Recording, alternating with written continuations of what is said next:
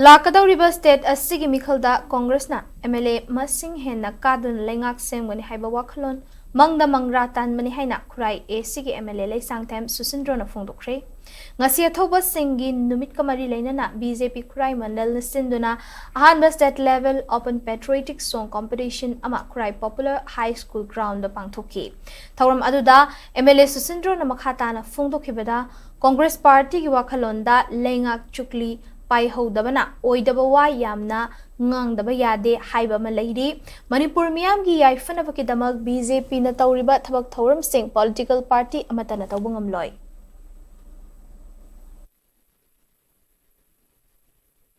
Bakit makul leina ayo hunga bungai ya guna amulamba adugi demaka apokolamba ayo se kasi karimba kurusha amadagi kata sangga ya ba mingko ngade mariba mingba ngai se kalmo anna heka sangga ya ngade ala sigumba mingko adu sigumba mati makul sini apai sai saki kasopa derima kuchiba ayam bidai kanba asumba tawba sumwa कोई एक बात से खाती हुई ना इन में अपना एक बात से ले अपने मक्से मुंशी का है ना वो ना किस मक्का हर तो वो वो सेटिफाई अभी तुम बता तो वहाँ पे तुम की ले आओ या सुना बिल्कुल अब तुम ये का से यूज़ करो मुझे देख लाना ही करेगा तो हमें तो बता दे मरे बदला तुम एक बार मुंशी सुबह इंजन बात सीधा अभी तो वो खाने को 이걸 아까도 내려오지 누구보다 정한바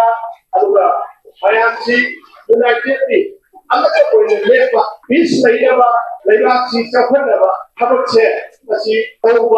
아주 바꾸나 앞에 지금 봐 만원지도 우리 완호 아줌마도 오래니